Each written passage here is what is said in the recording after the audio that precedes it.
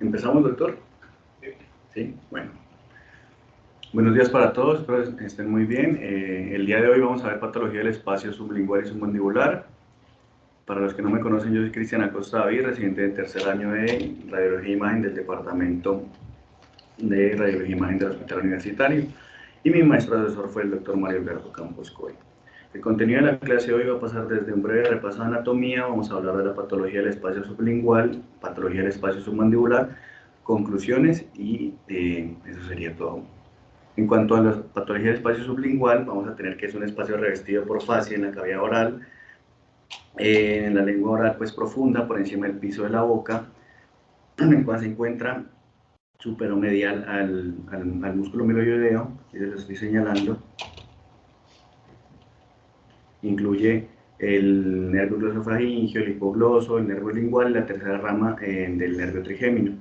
También es importante tener en cuenta que tiene o está en mucho contacto con el espacio sublingual. También hay que tener en cuenta que, como vemos en esta línea amarilla, que esta línea amarilla nos delimita lo que es la capa superficial de la fascia cervical profunda, no la recubre, es decir, que toda patología que tengamos dentro del espacio sublingual va a extenderse o va a discurrir fácilmente hacia los demás espacios, hasta el espacio parafaringeo y el espacio submandibular, el cual lo vamos a ver más adelante. Aquí vamos a tener una tomografía de cuello contrastado en ventana para tejidos blandos, en donde podemos ver justo aquí que estamos delimitando el espacio sublingual, que está justo medial al músculo miloideo, en contacto con su cara, lateral, medial está el músculo geniogloso, los músculos propios de la lengua, y hacia posterior tenemos lo que es la glándula submandibular en su porción superficial.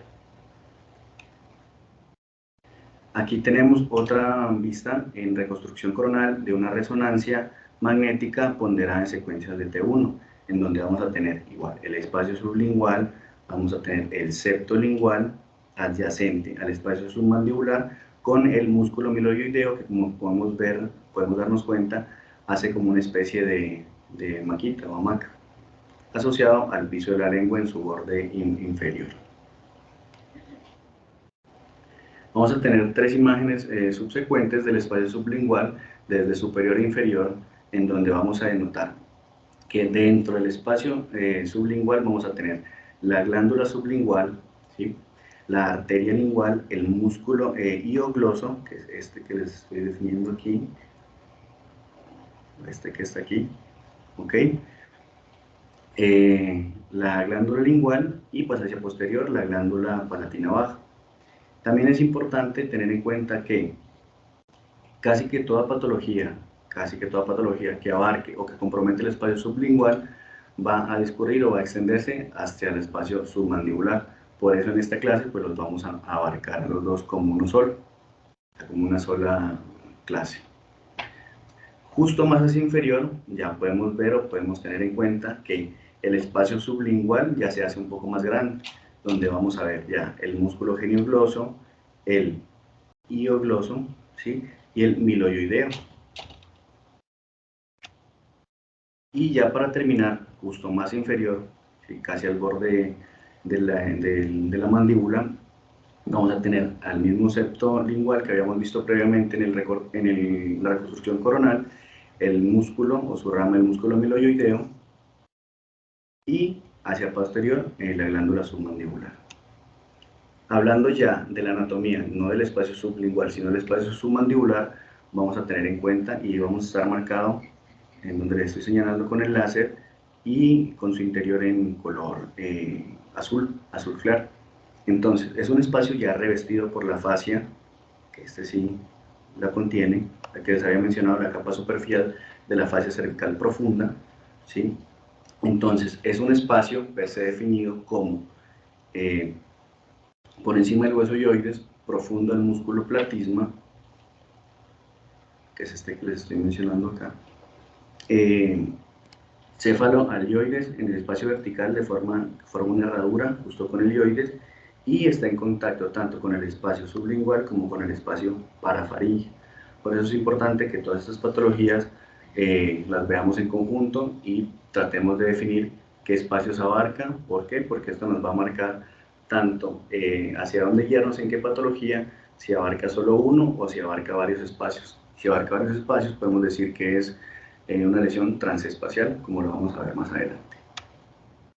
Aquí ya vamos a tener una resonancia magnética en corte coronal hacia la cavidad oral con una imagen ponderada en T2, en donde ya vemos pues el espacio submandibular, el cual se los estoy delimitando, en donde en su gran mayoría o las estructuras principales que este contiene son la glándula submandibular y los ganglios linfáticos, por lo cual la mayoría de lesiones se van a enfocar a tumores en estas dos estructuras que les había mencionado, y justo con eso tenemos que tomar los diagnósticos diferenciales.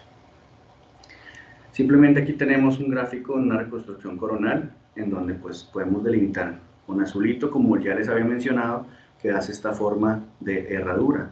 Este también contiene lo que es la glándula submandibular, vamos a tener los ganglios submandibulares y el vientre anterior del músculo digástrico. En esta proyección ya podemos ver que está profundo al platil, a diferencia de este de acá que generalmente no ha estado muy bien delimitado. En este ya lo podemos ver o podemos darnos una mejor idea de a qué se refiere el espacio submandibular. Esto simplemente es para mostrarle que este mismo esquema lo vamos a tener una resonancia magnética ponderada en una secuencia de T1, en donde vemos tanto lo que ya les he mencionado, el vientre anterior del digástrico, el platisma en su posición inferior, y la glándula submandibular y el espacio submandibular, el cual se encuentra contenido en su interior. También de superior a inferior vamos a tener las próximas tres imágenes, en donde vamos a ver la cola per se de la glándula parótida, la glándula submandibular, ¿sí? El nódulo o el ganglio yugulodigastrio, en esta forma como una forma reactiva, si lo podemos comparar con el contralateral. Asimismo, en este vamos a contener o se va a contener lo que es la vena facial, la arteria facial y los ganglios submandibulares altos. Y justo hacia la parte inferior, en donde podemos determinar que una lesión, bien sea del lado izquierdo o del lado derecho, puede fácilmente como atravesar o comprometer la parte bilateral, porque hace justo esta forma de herradura, en donde vamos a tener hacia la parte anterior e inferior los vientres anteriores de los músculos digástricos. Ya hablando per se de las patologías del espacio sublingual, vamos a abarcar un alrededor de 8 a 10 y también de la patología submandibular. La primera patología que es importante determinar es el defecto de Boutonniere. ¿Qué es el defecto de Boutonniere? Lo que viene del francés, que significa ojal, es decir, también lo podemos encontrar como defecto en ojal, en donde ¿qué vamos a encontrar o qué es? Básicamente es una discontinuidad focal de la continuidad del músculo miloioideo, el cual se les estoy mencionando aquí. Es decir, para que se imaginen, hacen tal cual como su nombre lo indica, un ojal. Y justo por esa deformidad, que es un hallazgo, ¿sí? No es que sea algo anormal. Generalmente dice que hasta el 75 al 80% de las personas tenemos esta anormalidad. Entonces, es importante determinar por qué, porque justo por aquí pueden darse algo que se llama como una herniación, bien sea de la glándula submaxilar o de las estructuras, bien sea grasa o del contenido pues vascular. Entonces es importante tener en cuenta que si bien lo podemos ver unilateral, casi hasta el 60% del efecto enojal, es decir, el efecto de Boutonniere, se presenta del lado bilateral. Y cuando estamos en la rotación de casa y cuello es relativamente frecuente ver estas alteraciones y tenemos que buscarlas específicamente. Aquí tenemos una imagen de resonancia magnética en un corte axial en secuencia de ponderada en T2 con saturación grasa, en donde vamos a determinar que hacia la parte derecha tenemos la glándula submandibular justo en la sitio anatómico del miloioideo, el cual hace este defecto enojal que les estoy mostrando y pues va a tener esta protrusión o este descenso o esta herniación de la glándula submaxilar, a diferencia del lado izquierdo, en donde también hay una alteración, un defecto, pero es más pequeño y solo tiene protrusión de la grasa, como podemos ver, y de unos vasitos ahí adyacentes. Esta imagen se las traje para demostrar o para tener otra vista en reconstrucción coronal. Vamos a tener 6 imágenes también de resonancia magnética, una reconstrucción coronal ponderadas en secuencia de T2 con saturación grasa, en donde les traje que en el numeral B y en el numeral D vamos a ver justo el defecto con la protrusión de las estructuras, en este caso de contenido graso, a diferencia de esta como se debe ver normalmente. Es decir, el músculo miloideo, como ya les había mencionado, se forma de hamaca sin ninguna discontinuidad, es decir, este es normal, al igual que este, a diferencia de este que está en el centro, en donde vemos su defecto y su protrusión, ¿okay? Entonces, para que lo tengamos en cuenta cuando estemos revisando los estudios. El siguiente patología, la cual pues, es relativamente frecuente, vamos a ver un cialocele, que cómo se define un cialocele, es un conducto submandibular roto que extravasa la salida hacia el espacio sublingual. En los hallazgos que vamos a ver, como podemos determinar, es densidad de tejido pues, líquido, densidad líquida, asociado generalmente a un lito, lo que les estoy mostrando, que este lito obstruye el conducto, presenta ese desgarro, el cual al causar una dilatación progresiva, podemos ver que este lito que estaba hacia la parte superior y anterior, ya se encuentra hacia la parte inferior, justo con el cialocele. Creo que es una imagen muy representativa y esto básicamente es lo que tenemos que tener en cuenta. El cialocele, si bien puede presentarse en el espacio sublingual, no es una patología exclusiva porque puede extenderse hasta el espacio submandibular, entonces también hay que tener en cuenta estos. Tenemos otra imagen de tomografía también de cuello contrastado, un corte axial en ventana para tejidos blandos, en donde a su lado izquierdo vamos a tener una pequeña masa, ¿sí?, de bordes bien definidos, con contenido quístico, en el espacio sublingual posterior. Es importante, o también hay que tener en cuenta que no solo esta imagen pareciera un cialocele, ¿sí?, también puede confundirse o puede hacerse el diagnóstico diferencial con una ránula o con un quiste epidermoide, el cual lo vamos a ver más adelante en nuestra clase.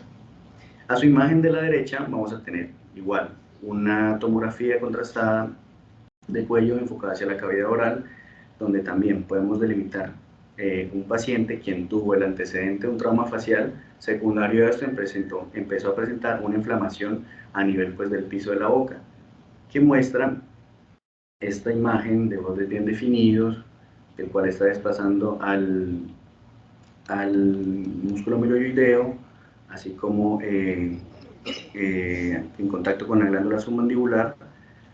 Como les digo, este puede ser también un quiste epidermoide, sin embargo, con el antecedente el cual nos debemos apoyar, lo más probable es de que se trate de un cialocele.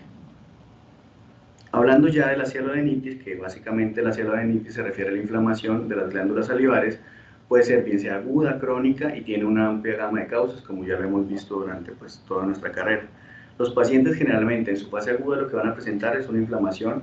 Al presentar inflamación lo que van a tener es dolor y pues depende del tipo de etiología va a presentar los demás síntomas. Si es una etiología bacteriana, pues va a presentar secreción purulenta, ¿sí? A diferencia que si es viral simplemente va a presentar lo que es aumento y edema a nivel del área afectada.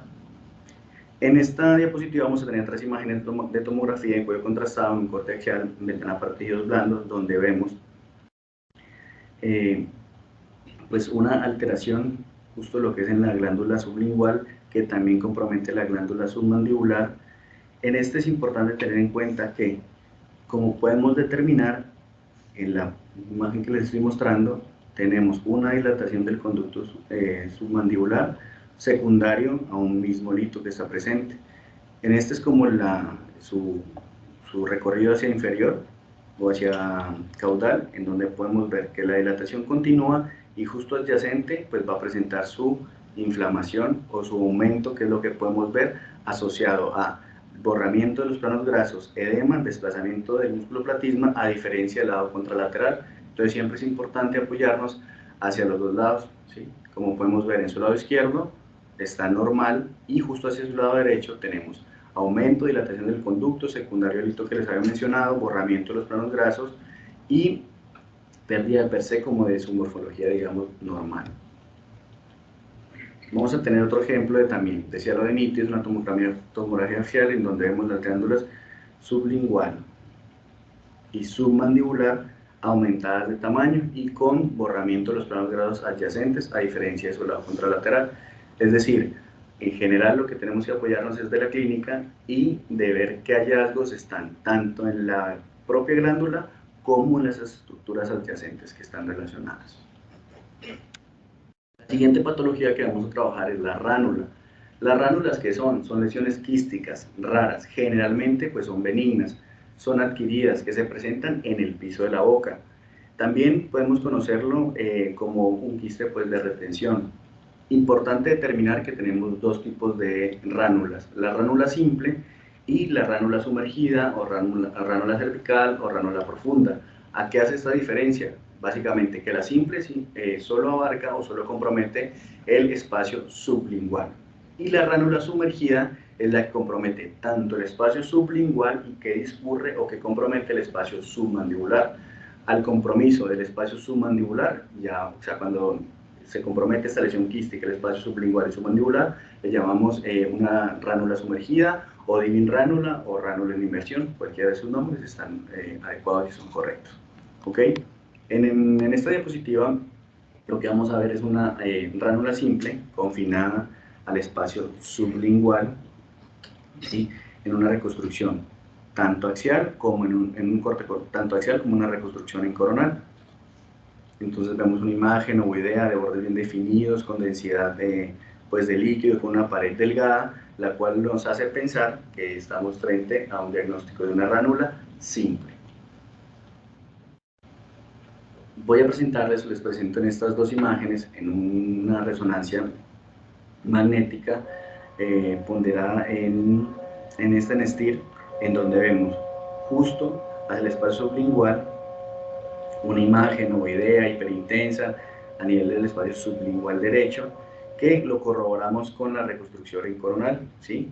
En una resonancia en T2, sin saturación grasa.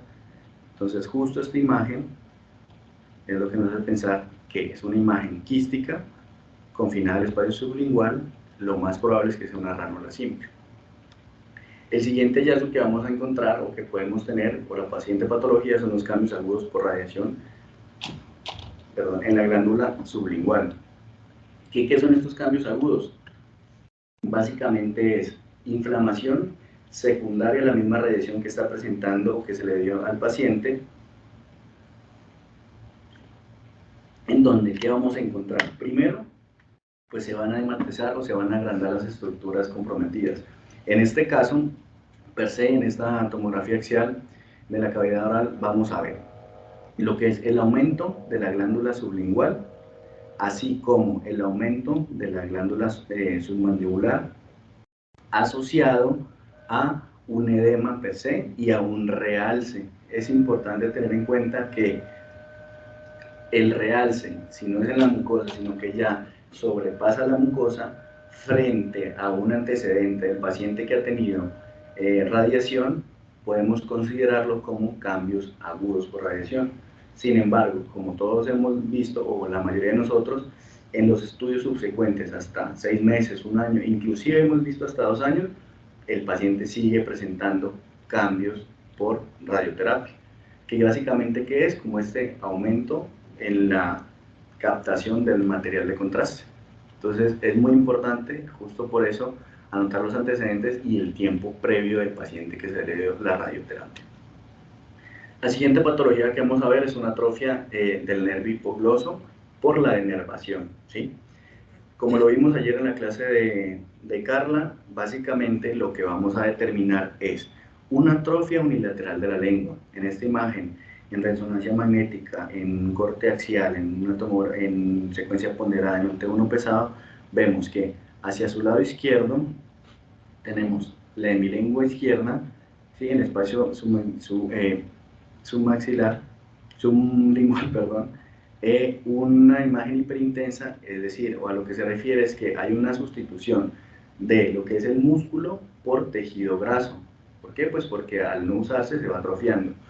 A su vez, lo que vamos a ver es una hipertrofia de su lado contralateral. como podemos determinar. Si nos damos cuenta, en el lado derecho, ¿sí?, hay un aumento de su musculatura comparado con el lado izquierdo y hay tejido, en este caso graso, reemplazado. Entonces es importante porque esto nos va a marcar, y lo que mencionaba Carita en su clase es de que ante estos hallazgos generalmente les mandan un PET, y lo que se va a demostrar en el PET es un aumento de la captación, obviamente por este trabajo que está haciendo compensatorio. Entonces se ve un aumento en el metabolismo del FDG. La siguiente patología es la angina de Ludwig. ¿Y a qué se refiere la angina de Ludwig? Es una celulitis rápidamente progresiva del suelo de la boca. ¿Por qué esto es importante o por qué tenemos que tenerlo en cuenta? Porque si no lo diagnosticamos, básicamente el paciente se va a comprometer, y como no tenemos una fase de distinción hacia la parte del mediastino, se van todas las lesiones y puede causar pues una mediastinitis. Como podemos ver en esta imagen de tomografía, en donde tanto hacia el espacio sublingual, submandibular, bilateral, vamos a ver pues, una imagen irregular con presencia de gas en su interior que compromete la glándula submandibular en relación pues, a una celulitis que en este caso ya está formando un absceso. Trae esta reconstrucción en vista sagital para determinar justamente qué es el compromiso del piso de la boca con una rápida progresión y obstrucción de la vía aérea. Es decir, que esto puede determinar o puede afectar la epiglotis. Por eso también una angina de Ludwig es inclusive casi con urgencia para decirle al tratante, porque tienen que asegurar la vía aérea de manera rápida, si no el paciente se va a deteriorar. Que es originada a partir de que generalmente infecciones odontogénicas.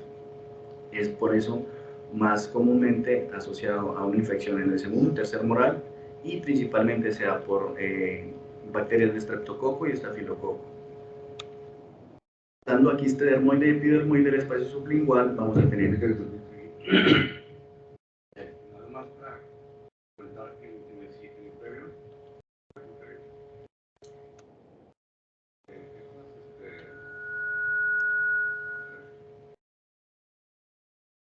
la manifestación de las caries de las muelas, generalmente del premolar, los dos premolares y el primer molar, las raíces de los órganos quedan exactamente por arriba de la línea miloidea, a diferencia del molar segundo y el tercer molar, que quedan por debajo de la línea miloidea. Cuando esta colección, esta enfermedad de los órganos dentales está en el premolar y los premolares con el premolar, se colecciona por encima en el espacio sublingual, y entonces aquí ocurre que se colecciona el pus, pero no puede transcurrir hacia el espacio submaxilar si no tiene efecto de botonía. Un porcentaje que es pequeño, pero alrededor del 30% de los pacientes no tienen botonía, y entonces se queda acumulado aquí y no pasa, como en este caso, hacia el espacio submaxilar. Y el espacio maxilar pues es amplio porque pasa de un lado hasta el otro lado, y entonces este paciente se ve pues muy inflamado, pero si pasa lo siguiente, en el primer molar y el primer molar, la lengua se va hacia atrás y oblitera la vía aérea. En cambio, porque no tiene botonía, pero cuando hay botonía se integra en un margen interior. Por eso es importante visualizar esa parte como una vía de diseminación de los abscesos dentro de la lengua, del espacio sublingual, que de ahí se compartan hacia el espacio submaxilar.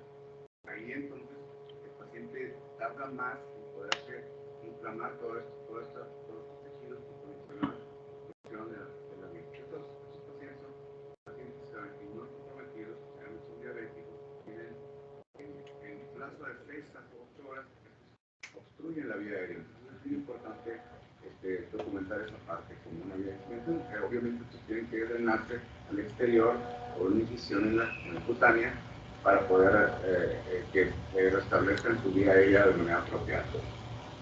Sí, gracias. Gracias, doctor. Sí, gracias, doctor. En cuanto al quiste de dermoide y epidermoide del espacio sublingual, hay que tener en cuenta que el epidermoide solo contiene ectodermo versus el dermoide que tiene ectodermo y mesodermo. Entonces, ¿qué son? Básicamente son restos de tejido, pues ecto o mesodérmico a nivel del espacio sublingual. Entonces, tenemos una imagen de tomografía simple en el cuello, en una vista axial, con ventana para tejidos blandos, en donde vemos a nivel del espacio submaxilar, sublingual, derecho, una imagen ovoidea de bordes bien definidos, hipodensa, homogénea, ¿sí? La cual inclina lateralmente el miloioideo y el geniogloso, ¿sí? Hacia medial, como le estoy mencionando. Y esta es una imagen, una presentación clásica de un quiste epidermoide. También hay que pues, determinar, como les había mencionado, que puede ser o podemos determinarlo como una ránula o un quiste de retención. Por eso generalmente podemos enviar la resonancia, que más adelante voy a mostrar imágenes, para hacer diagnósticos diferenciales. Porque con la sola tomografía no podemos dar o no podemos ser categóricos para dar un solo diagnóstico. Aquí vamos a tener a su imagen izquierda de la pantalla una resonancia magnética ponderada en secuencia de T2, en donde muestra lo que es pues, esta imagen a nivel del espacio sublingual derecho, ¿sí? De bordes bien definidos, ovoidea, con múltiples imágenes hipointensas en su interior, a lo que refiero, a lo que corresponde a pues, grasa, ¿ok? Con desplazamiento del geniogloso hacia la parte medial. En esta tenemos en cuenta que, a diferencia de la imagen que tenemos a la derecha de la pantalla, la cual es una imagen también en una reconstrucción coronal, en una secuencia en T1 con saturación grasa, también vemos el borde que está ya más delgado de la lesión, con múltiples, ¿sí? Imágenes redondeadas en su interior, es decir, que en estos casos tenemos un quiste dermoide, ¿ok? Entonces esta imagen sí es pues ya muy clásica. En cuanto a la malformación venosa del espacio sublingual, ¿qué es la malformación venosa? Pues son canales venosos dilatados, mal delimitados y pues que tenemos una disposición transespacial, es decir, no solo compromete el espacio sublingual, sino que puede discurrir hacia el espacio submandibular. Si bien en esta imagen, pues muy claro, más adelante voy a tenerles otras, en donde en esta podemos determinar que a nivel del espacio sublingual y submandibular, estas imágenes como hiperintensas hacen relación a pues, alteraciones venosas. ¿Cuáles son los hallazgos como importantes o a diferencia de ya la malformación linfática? Es que la malformación linfática generalmente viene en un adulto pediátrico a un adulto joven, es decir, en los pacientes generalmente se diagnostica entre los 10 y los 30 años de edad. ¿Qué vamos a encontrar? En cuanto a tomografía, pues son lesiones quísticas sin realce, con paredes imperceptibles, son multiloculadas, a menudo también, como les había mencionado, transespaciales y hacen un posible nivel líquido-líquido. Al determinar este nivel líquido-líquido, lo que nos demuestra o lo que nos debe hacer pensar es que tuvo una hemorragia previa, ¿ok?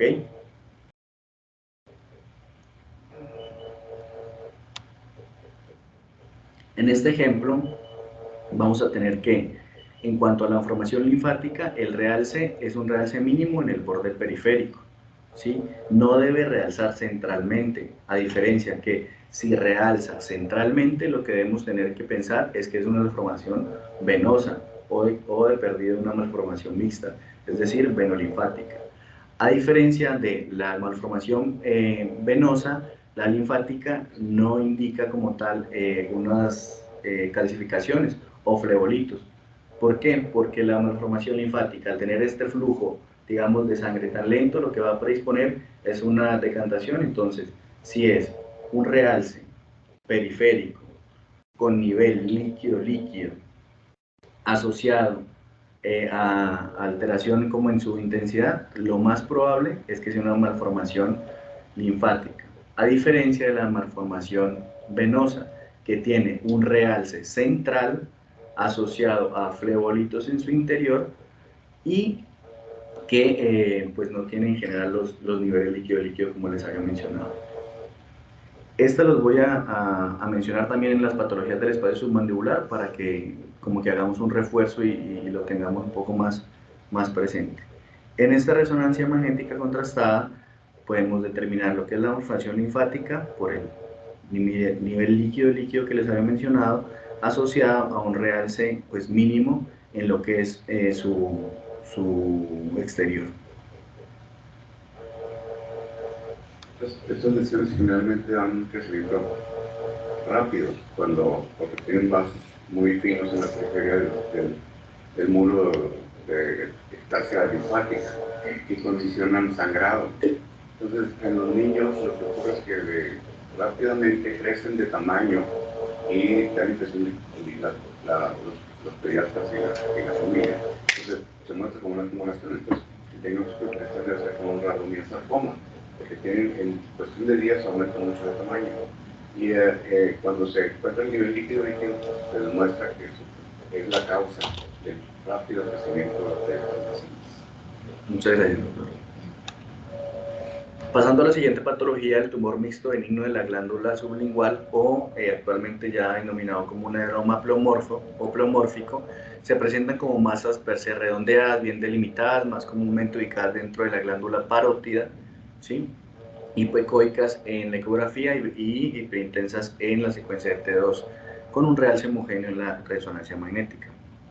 Es importante determinar que los adenomas pleomórficos en su 70-80% son tumores benignos, y que si bien afecta principalmente la glándula parótida, cuando ya afecta la glándula sublingual, pues es básicamente por debajo del 5% mencionado. La verdad es que es raro, pero también hay que tenerlo en cuenta. En esta tomografía de cuello contrastado, en una vista axial con ventana para tejidos blandos, donde vamos a tener esta gran masa a nivel del espacio sublingual izquierdo, con una captación heterogénea de su realce que desplaza tanto a la glándula submandibular hacia inferior como el músculo miloideo, el cual no se ve porque lo más probable es que esté adelgazado debido a la misma alteración durante años que ha tenido este paciente, porque el crecimiento es lento, no es de un crecimiento rápidamente progresivo. En cuanto al carcinoma de la glándula sublingual, es importante tener en cuenta este punto clave. ¿Cuál es el punto clave? Que generalmente a mayor tamaño de la glándula, menor porcentaje de malignidad. Es decir, entre más grande la glándula, pues la mayoría de patologías que van a presentarse son benignas. A diferencia que en la glándula sublingual, como son glándulas más pequeñas, que si bien se presentan en menos del 1%, menos del 1% que se presentan, el 90% son patologías malignas. Entonces es inversamente proporcional, entonces esto es muy importante. Es decir, si vemos una lesión a nivel de la glándula submandibular y pensamos que esta lesión es de tipo, digamos, sólida o algo maligno, lo más probable es que sea pues maligno, en un 90%. ¿Cómo vamos a tener? Generalmente, ¿qué es lo que vemos? Es una masa invasiva, heterogénea, ¿sí? Con densidad pues sólida, como podemos determinar en esta tomografía axial, en donde en cuanto al espacio sublingual vamos a tener una imagen de bordes mal definidos, con una captación, si bien no es tan importante, vemos que toda su lesión pues capta material de contraste, y a diferencia del espacio sublingual izquierdo no vamos a tener ninguna alteración, como podemos ver en este ejemplo. Y en este caso hay que tener en cuenta que se trata de un carcinoma quístico adenoideo, posteriormente valorado por patología. Ya para cerrar lo que es la patología sublingual, tenemos que en esta diapositiva los enfoques diferenciales alternativos. ¿Cuáles o qué tenemos que tener en cuenta? El aspecto de la imagen, las lesiones transespaciales. Si son transespaciales, lo más probable es que sean malformaciones linfáticas, venosas o venolinfáticas. Si son lesiones quísticas, lo más probable es que sea una ránula, un cialocele o la malformación linfática. También pueden pasar por un quiste epidermoide o un quiste dermoide. Si ya son lesiones sólidas, tenemos que tener en cuenta el contexto del paciente para determinar si es una cialodenitis o si es un tumor per se de la glándula. Dejando atrás las patologías del espacio submandibular, vamos a entrar en las patologías del espacio, sublingual, vamos a entrar en las patologías del espacio submandibular. Como ya les había mencionado previamente, la cialoidinitis, que es la inflamación pues, de las glándulas, en este caso una cialoidinitis submandibular, que vamos a determinar en esta tomografía, en un corte axial, una tomografía contrastada en un corte axial de la cavidad oral, este justo aumento o este agrandamiento ductal asociado a un aumento respecto a su glándula contralateral, ¿sí? Con datos, si bien no son muy francos, de un poquito aquí de alteración o borramiento de los planos grasos en cuanto a una cialoidinitis submandibular. En el siguiente ejemplo, también en una tomografía contrastada de cuello de la cavidad oral, vamos a ver un agrandamiento asimétrico, en este ya es en el lado contralateral, es decir, el izquierdo, su glándula submandibular izquierda está aumentada con borramiento y desplazamiento de las estructuras aledañas, a diferencia de la glándula submandibular o submaxilar derecha. Como ya les había mencionado, en este caso vamos a hablar de la ránula sumergida. ¿Por qué? Porque pues ya contiene o ya está involucrando el espacio submandibular. Y su nombre de ránula viene justo por lo de la ranita, porque está haciendo como esta bolsa. ¿Okay? Entonces, básicamente son quistes o pseudoquistes revestidos por el tejido conectivo en la periferia. En estas tres imágenes de tomografía de cuello contrastado, en corte axial, sagital y reconstrucción coronal, vemos una lesión quística de bordes bien definidos, con densidad líquida, con una pseudopared, la cual ya compromete tanto el espacio sublingual y se extiende hasta el espacio submandibular. Entonces esto es lo que podemos llamar como una glándula sumergida. Es importante también tener en cuenta que la exploración física en estos pacientes se va a determinar lo que se llama es como la lesión del punto azul, ¿okay? Que es lo que vemos justo aquí hacia el piso de la boca, que en el paciente se va a referir como que es una imagen con coloración azulada o violácea. Entonces también desde la clínica nos podemos ir dando una idea de qué nos vamos a encontrar. Otro ejemplo más también de nuestro centro en donde podemos determinar que desde el espacio sublingual derecho vamos viendo esta imagen quística justo hacia inferior, en los siguientes cortes de tomografía, vamos viendo cómo compromete y cómo discurre o cómo se ve el compromiso del espacio submandibular desplazando las estructuras adyacentes. En este caso es una ránula sumergida. ¿Okay? Que si bien no es muy común, es el quiste de la segunda hendidura braquial, que es una dilatación quística de un remanente pues, del segundo hendidura del arco branquial. Generalmente pues, se presenta en la edad de 10 a los 40 años y que junto con las fístulas branquiales y los senos representan básicamente el 95% de las anomalías de la hendidura braquial. ¿Cómo lo vamos a encontrar?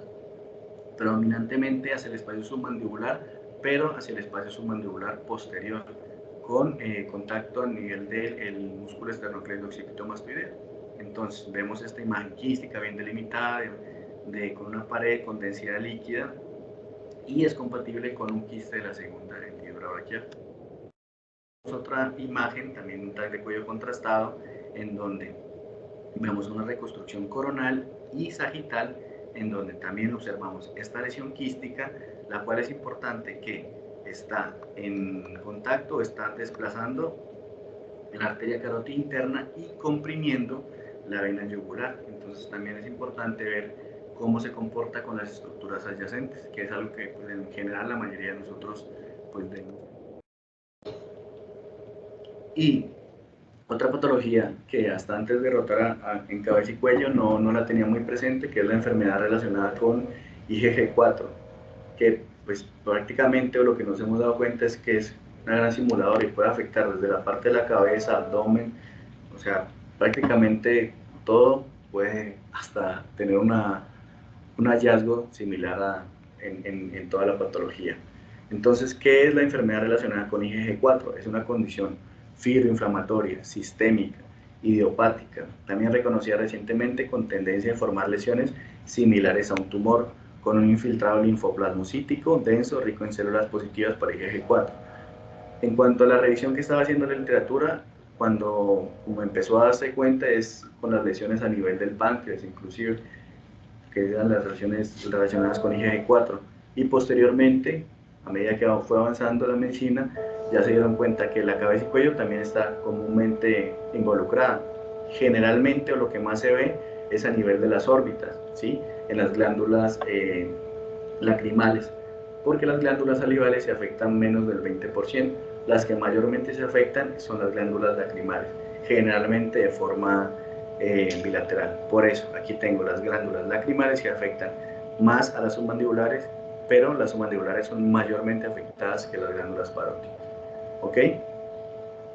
Entonces, también es importante que estas patologías o este espectro también abarca lo que es el síndrome de Mikulicz, el tumor de Kuttner y la tiroiditis de Redl. En cuanto a el tumor de Kuttner, ¿qué es? Es una cialodenitis crónica de las glándulas salivales, relativamente poco frecuente, que es un proceso inflamatorio benigno de las glándulas salivales que imita clínicamente como una neoplasia maligna, ¿sí? Y pues la tiroiditis de Riedl, que es una enfermedad inflamatoria crónica de la tiroides, el cual el tejido tiroideo normal se reemplaza por un tejido fibroso.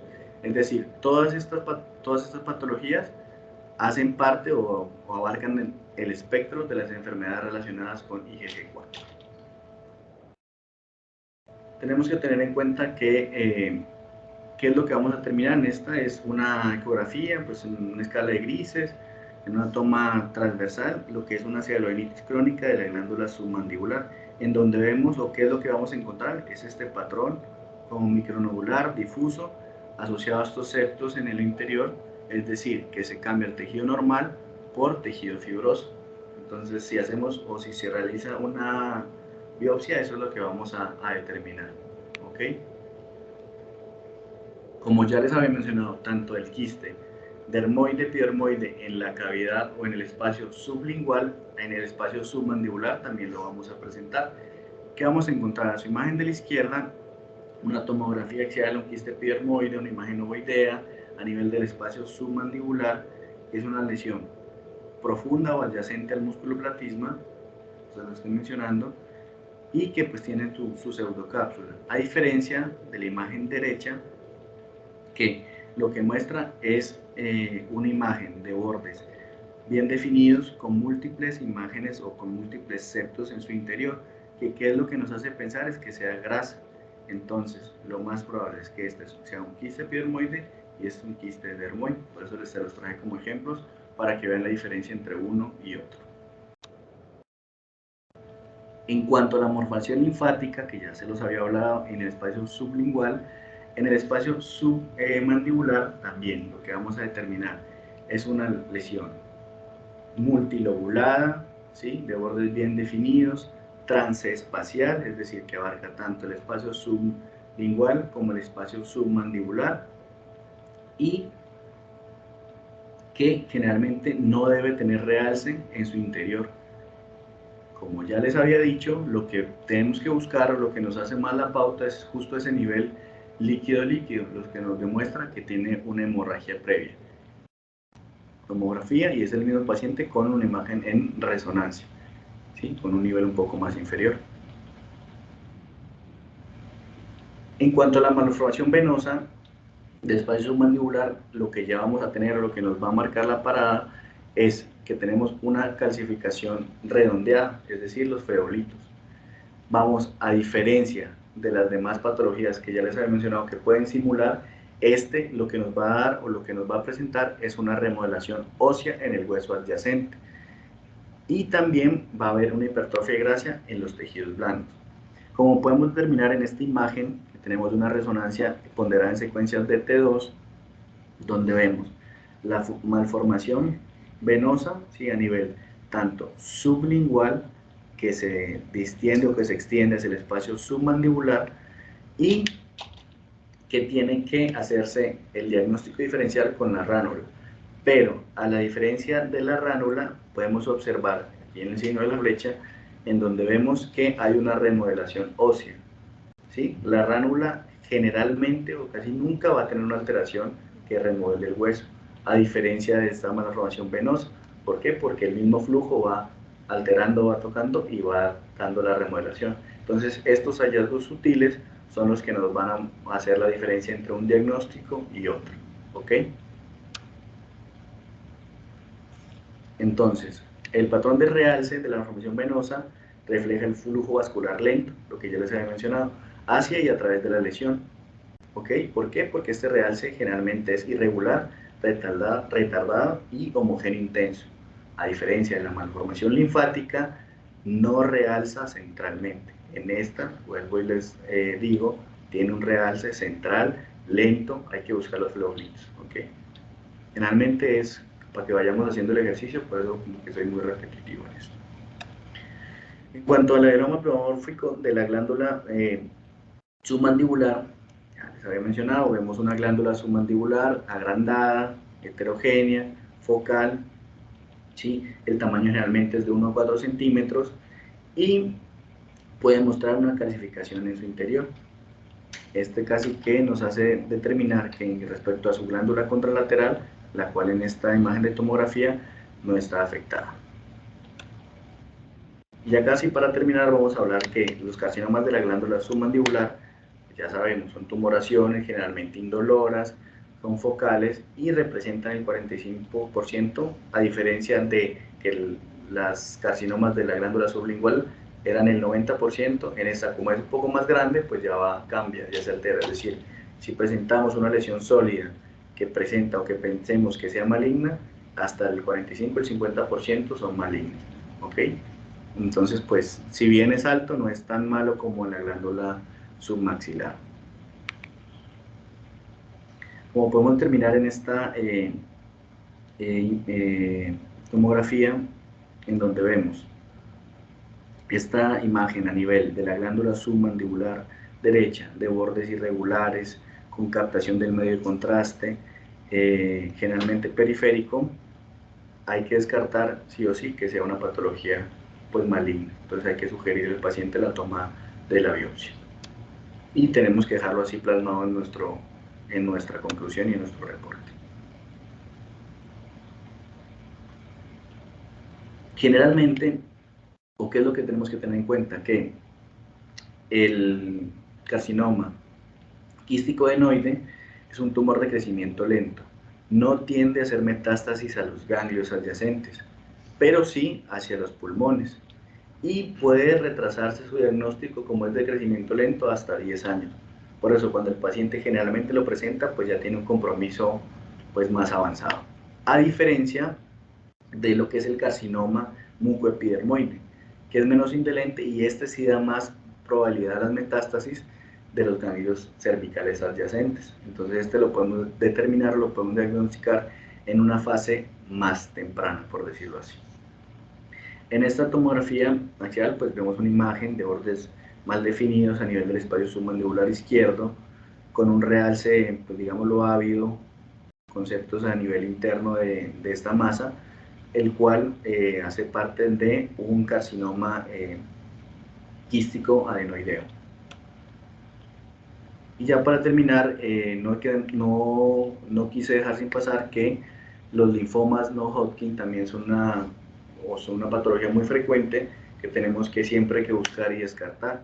Entonces, ¿cuántos son? Pues son múltiples ganglios aumentados de tamaño, con pérdida de su morfología, generalmente no son necrosados, es decir, en un paciente, como vemos en esta imagen, múltiples ganglios con pérdida de su morfología, las cuales no presentan, digamos, alteraciones o son sin necrosis en su interior, estamos que casi que obligados a buscarle que no tenga un linfoma no Hodgkin.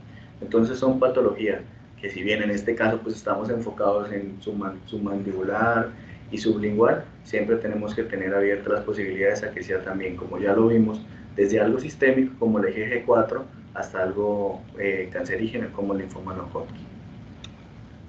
Conclusiones: valorar y definir las características per se de las lesiones. Los hallazgos útiles son los que marcan la diferencia y tenemos que determinar los espacios comprometidos para hacer los diagnósticos diferenciales y dar pues, la ayuda oportuna al paciente, que es nuestra razón de ser. Y pues nada, muchas gracias. Esto es todo.